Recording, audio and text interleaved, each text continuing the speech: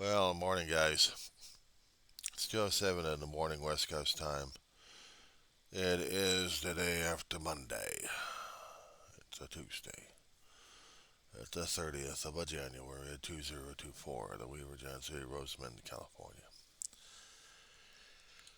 Uh, Morning, artist in recovery, and to those who are in recovery who follow the 12-step programs of Alcoholics or Alcoholics Anonymous in different forms and formats.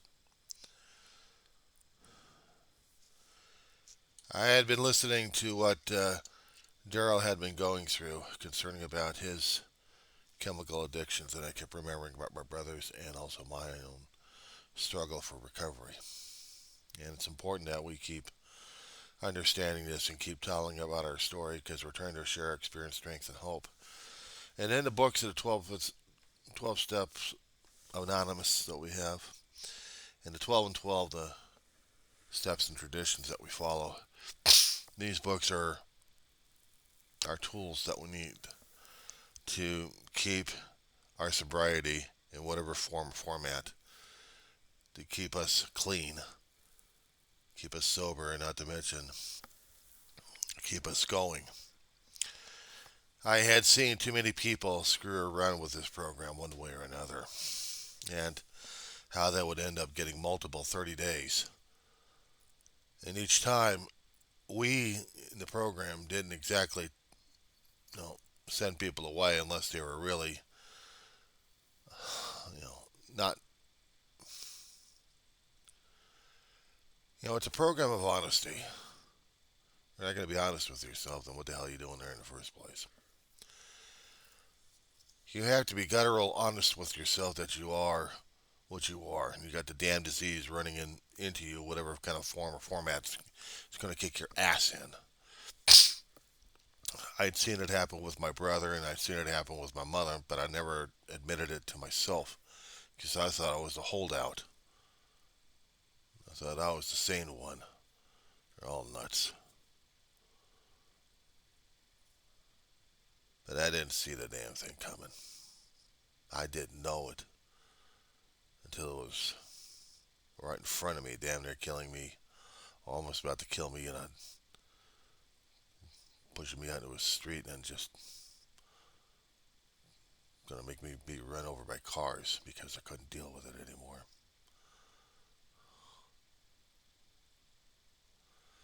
I had all the symptoms of the damn disease. I had everything else necessary for this monster, and it was gonna kill me. It was gonna take out one of the family members by this thing, and we had to put a stop to it, didn't we? Ma had to be first into it.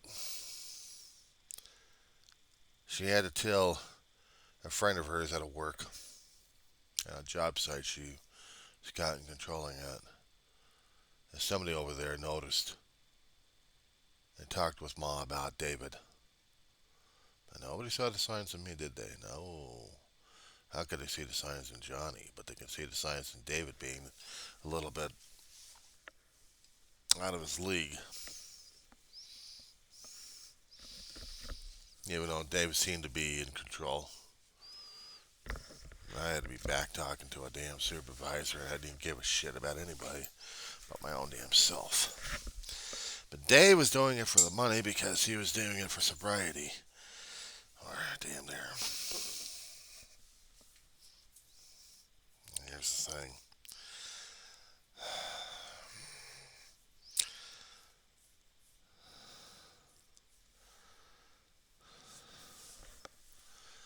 I didn't know how to deal with him.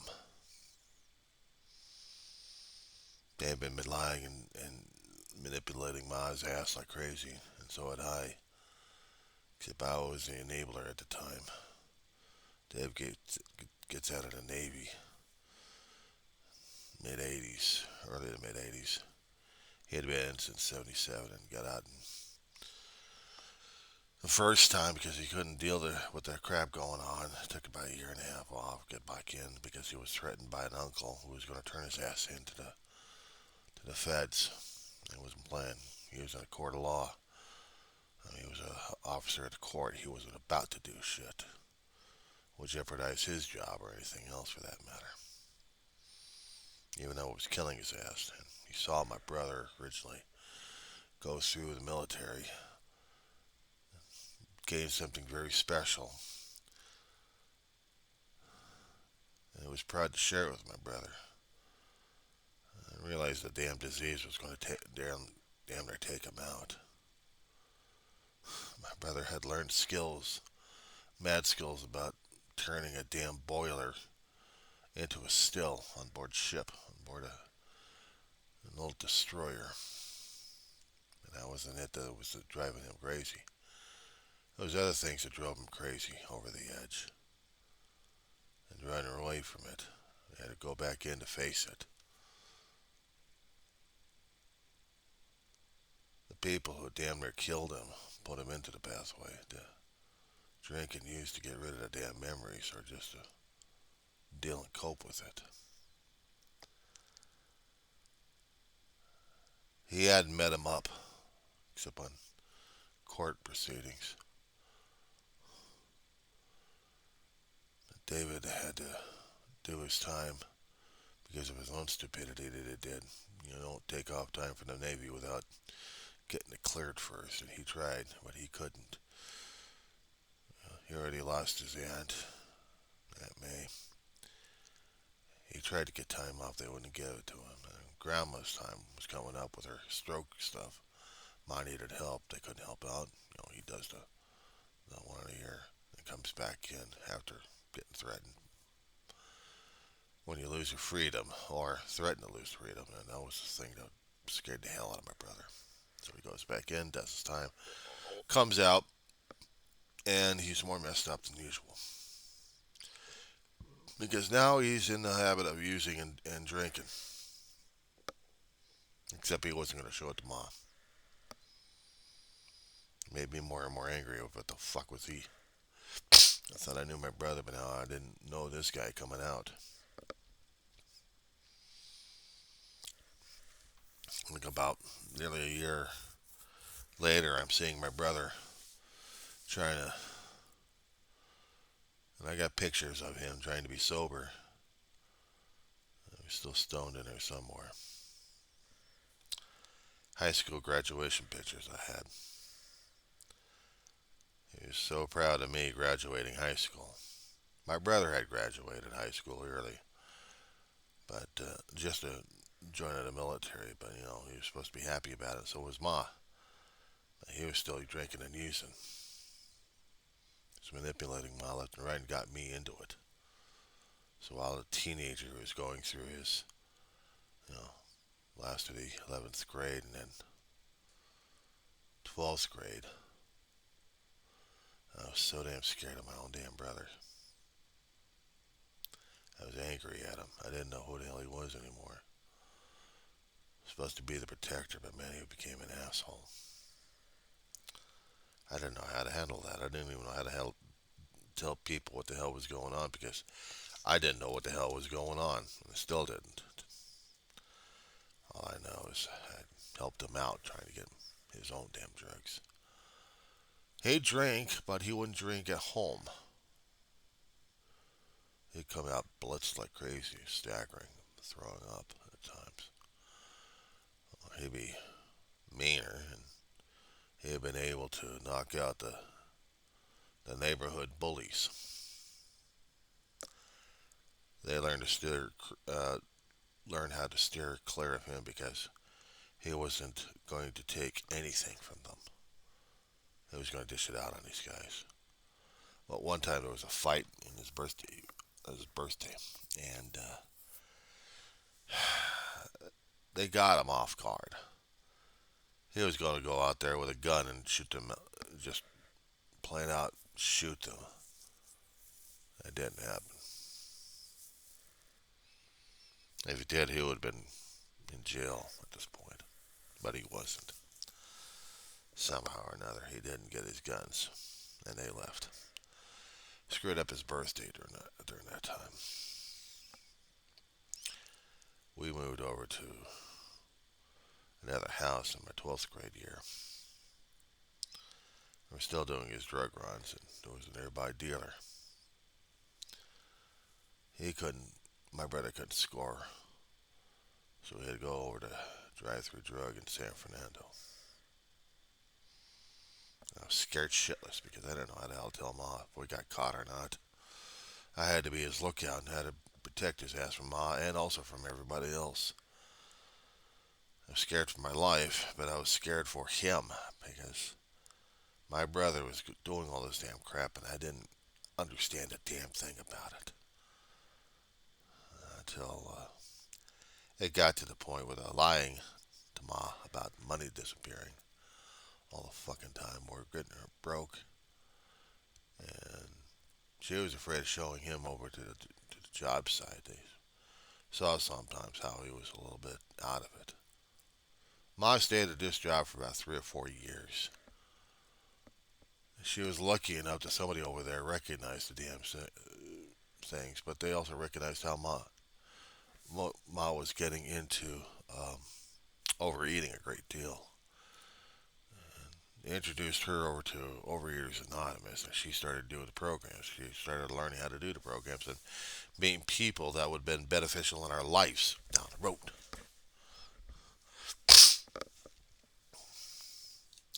Understand the concept of a power greater than ourselves could restore us to sanity. I don't know who Ma's power was, but I know it was God watching out.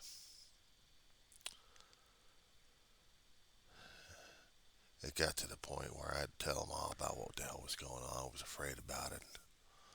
And we both agreed to throw his ass out into the cold. And we did. Right after high school graduation, it got to the point, that was the point we passed, and he went out.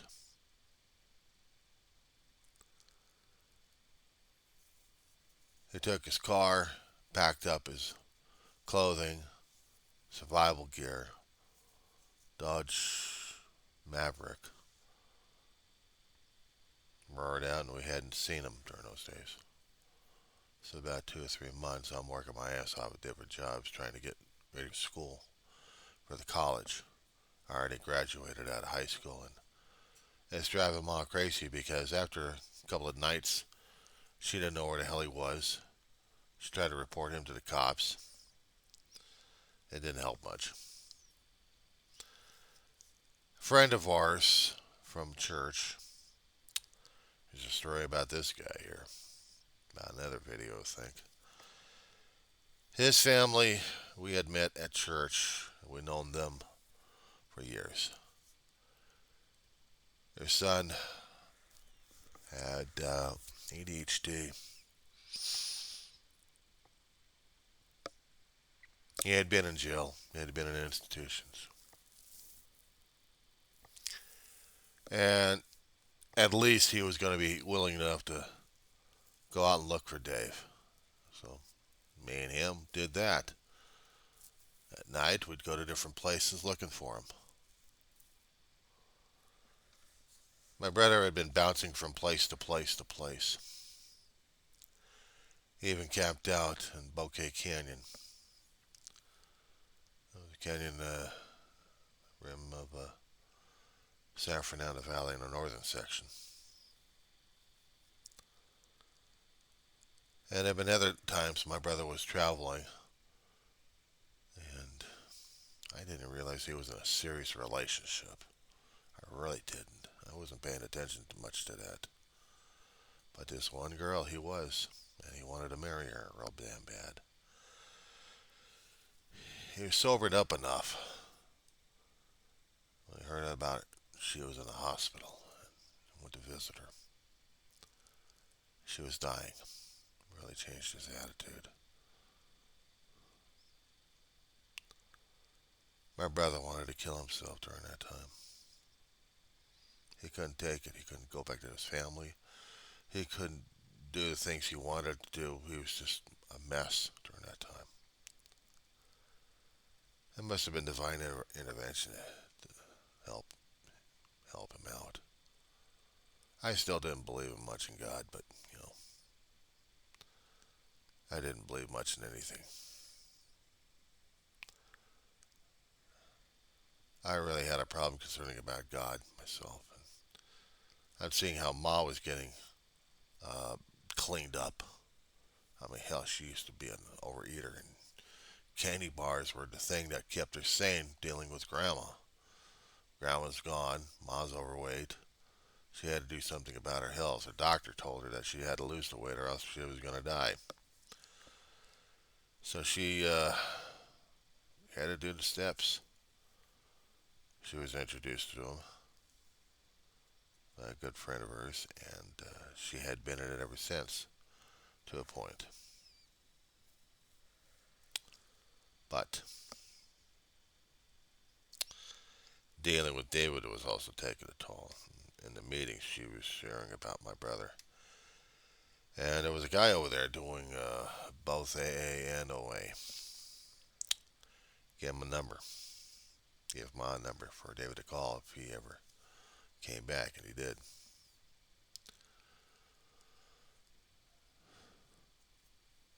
We didn't realize my brother had gone to a nearby motel in the San Fernando Valley. He was going to chuck it all. He had his weapon, revolver. He loaded it up. You think a revolver would be something of a weapon that wouldn't misfire or be able to misfire. In this situation, glad it did. By some kind of divine intervention, I think. And so did David. And during that time,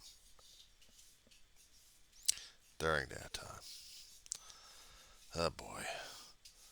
He goes into the motel room, goes into the room that he checked into. He had enough money for the room itself. And he loaded up his gun. 6 rounds go in, fresh ones. He pulls the trigger. First time, no fire. Pulls the trigger the second time, no fire. 3, 4, 5, 6, the entire rounds, nothing. He's shaking. He's pissed off. He wants to die. He wants to die. Now, this is a guy who's also been through church. He understood about the power of God because God saved my ass. So, would God ever actually save my brother's ass during this time? So, a second round goes in. Every one of them didn't go off. He slams the gun on a table. The barrel's pointed at the door. The door gets an air-conditioned hole. By the time the cops got in there, guns drawn. My brother has the gun and the rounds on the table. My brother's hiding in the corner, shivering his ass off. He's I found him a deceitful wreck. One of the guys, one of the cops that found him, noticed my brother had been wearing a special ring that he got from the military to designate him as something. But it was still Navy.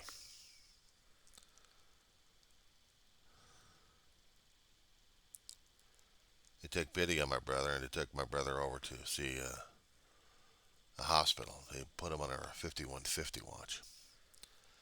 That means if you're mentally unstable in any way, shape, or form, you get to be held under a 72-hour watch to see whether or not if you are alive and mentally alert and see what the doctor thinks, whether or not you're crazy or not. My brother wasn't crazy. He was sick. He was sick and tired of sick and tired of sick and tired, and he was at the end of his rope. He wanted to kill himself. And at the end, my brother was going through a bit of a detox for 3 days. He had already, my brother already had detoxed outside, but inside the walls of the hospital, he was just shivered mess. He couldn't afford to get himself a hit if he wanted to, and marijuana was his drug of choice, not to mention drinking whatever he could get available, even moonshine. Damn stuff was trying to kill him out there.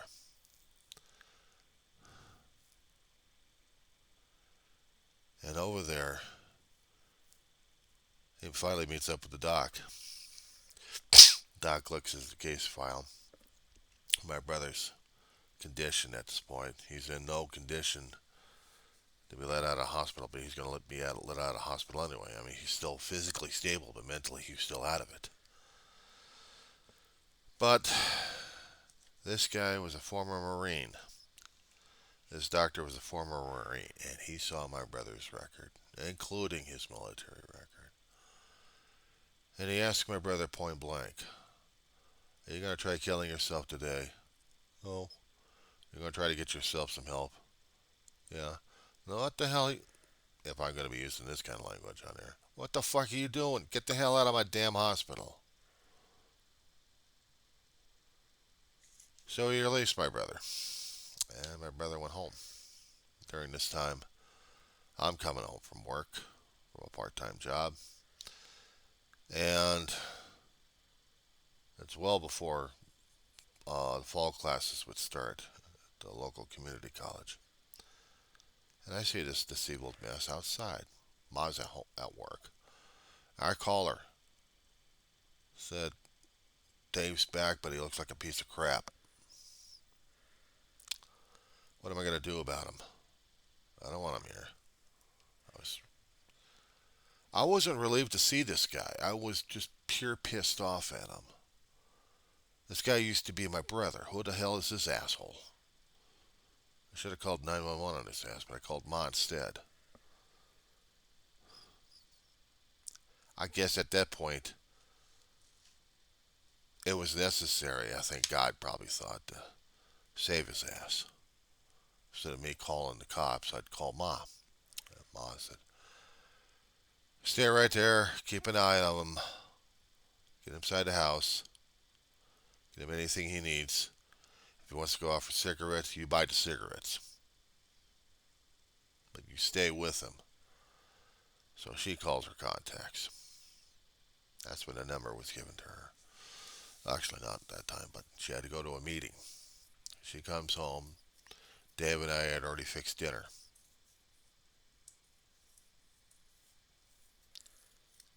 And Ma gets something thrown on. She goes outside to a meeting, comes back a few hours later. Dave's just sitting at the couch. I've already cleaned up. We already had dinner. It was baked chicken, rice, and vegetables. Ma gives a letter to him. Actually, that number to him says, "You've got two options. You call this guy in the morning or else you leave. Don't come back."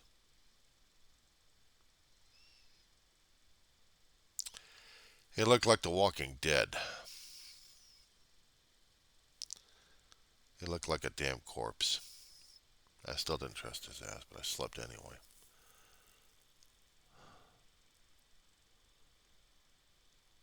The next day, Ma's getting ready, and he's already calling on the phone. He's already talking to a potential sponsor. And there was someone I don't even remember. I don't know who the hell he was. Comes over and picks my brother up and takes him out. My brother was relating the story decades after that of how he got clean and sober. This guy had taken him over to a local meeting hall and stayed with my brother.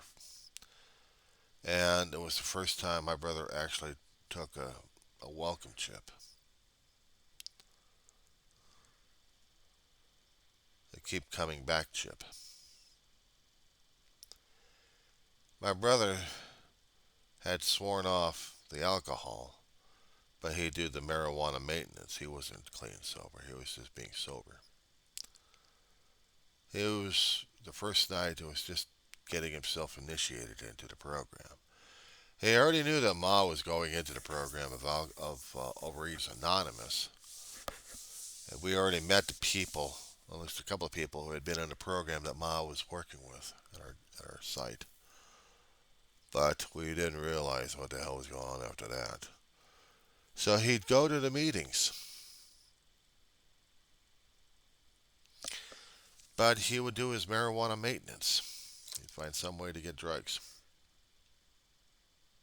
He'd get off the be sober, but that made her up the damn drugs. So my brother played the game for about 30 days until he couldn't. This is what happens when you start doing the program of Alcoholics Anonymous in whatever kind of form or format, because this way, it's the hardest damn thing for number one that you have to go through. Admit that you're powerless over alcohol, that your life is unmanageable. Shit. Substitute it for any other kind of word, but the program still works. You can substitute it for overeater, for drug abuse, for Codependence Anonymous.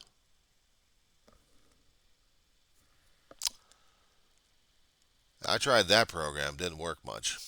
But maybe I wasn't ready for the higher power concept at that point. Another story for me. Probably another video on that one. But it was gnawing at my brother's ass on this one because there was some kind of power trying to keep his ass alive. Trying to keep him honest. He couldn't do the marijuana maintenance. Things were happening in his life that were changing him, and he didn't understand it much. But there was something trying to keep him from going off the deep end.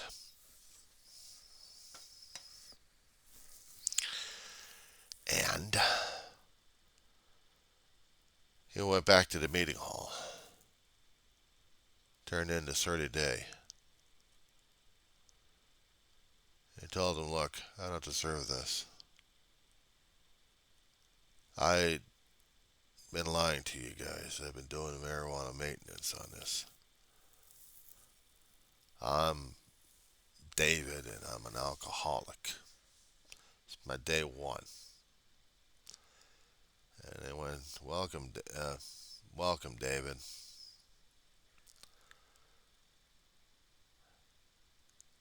They knew he had been screwing up, but he had to admit it to himself that he was powerless over this damn crap. I started to see a hell of a lot of changes in my big brother during that time. He really wanted to make amends. He really tried like crazy to make amends to Mom. Mom made a rule in the family that was unbreakable. You're broken, your history.